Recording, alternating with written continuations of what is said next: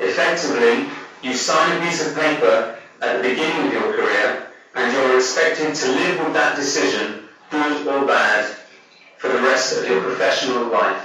The record companies are delighted that new artists like International Crisis are now wary of multinational firms. The band's extrovertly swing-upbeat bands had a deal with Sony in the 80s. It was with a group called Dead or Alive. We were involved with the same record company. I understand the artistic torment that he's going through. I went to PWR Records because it's a smaller company, but people are more directly involved in the project. With a label like Epic or Sony, by the time you're good, you own that. George agrees, although this 270-page judgment is all he's got to show for an estimated £3 million in legal fees, he's still determined to appeal. Whatever the outcome, he says he'll never make another record for Sony. But there is a chance he may get his freedom. It's rumoured an American record company may now attempt to buy him out of his Sony contract. Sonia Lake, GMTV News. But you said yesterday this is exactly what you expected, but you also suspect there's some deal going to be done on the table. Yes, because Sony have now established the principle, and that was the important thing, the sanctity of contract, that other superstars cannot jump ship whenever they feel like it. So now they're left with one pesky individual, and they're not going to make money off of them now, because he's not going to sink them. So why don't they let somebody else make a deal with them and take a percentage? Do you agree with me? Oh, absolutely. Do you think this is what's going to happen? You think this is I don't know what's going to happen, because I saw a statement last night where Sony said that they now hope to work with him. I don't think they can ever work with him. I think this whole court case was because he fell out with one individual within Sony. I mean, this isn't an argument about a contract. He never had a chance.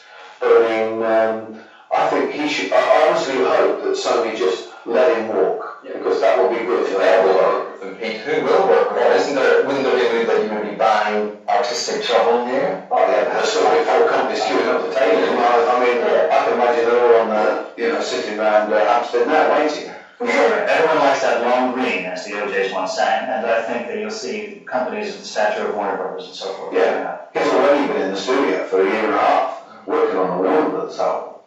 Really? Yeah. So the transfer is ready to happen, just without waiting the green light. That's why when they say we're going to continue our relationship, I think it would be a negotiating relationship behind the scenes. Yes. I mean, what they may do is swap half of their investment.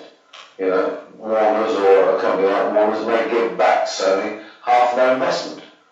And that will, Sony will have got signed a contract by the contract, which is what it should have been. I mean, this is what happened to me in Rick Astley. I did exactly the same. He didn't want to do what I wanted to do artistically, so we offered BMG the contract, and he contracted his So then why do they sign such long-term contracts? I mean, are these contracts normal? I mean, if George Michael is to sign for normally you're going to take 10 million or 11 million pounds.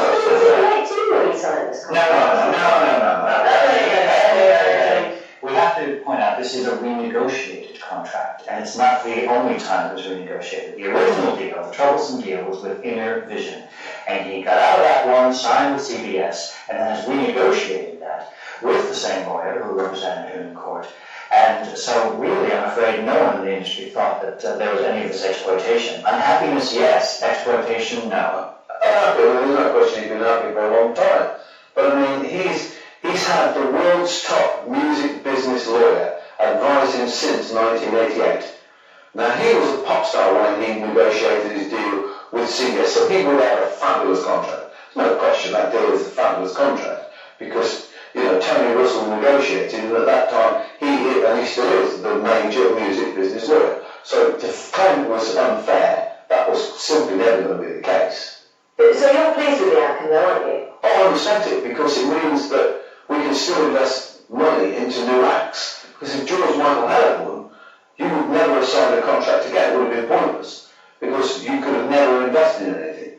And when you take the fact that now all the major companies in this country are American or Japanese or European, there's only one English company left, they definitely wouldn't invest in the British record industry. So you would have seen a completely different industry within 3 years. Well, will there be a certain amount of humble pie to be eaten here on behalf of George Michael? He said he would never record for Sony again. I mean, in this posturing that's going on at the moment, I mean, can you see a one-album deal and then he goes elsewhere? No. I think he's a man of integrity and he'll stick to his word. I think what's interesting is in a lot of the considered pieces in editorials today, and every paper covers this one in a big way, They say that no company should have let this get to such a stage. You should quietly work this out in the background. You shouldn't let this go to court. What does it serve you? It's horrible publicity for Sony. What young artist watching today wants to sign with Sony? They'll think they'll be in so-called professional slavery. If Sony can show they're of good faith, let them go, get a good deal, and make a record again, then people will sign them. That's at the end of the day why I believe this is two people within a situation that are falling out drastically with each other. Both have stamped the floor and said, I'll see you in court. Because there's no other reason. £3 million he spent on this court case. He never stood a chance. This is definitely a personal fight between two people, and George Michael is trying to prove a point. It's a very expensive point. The record company didn't need the publicity. Peter Rushman, thank you very much for coming in, giving us the benefit of your insight. Thank you very much.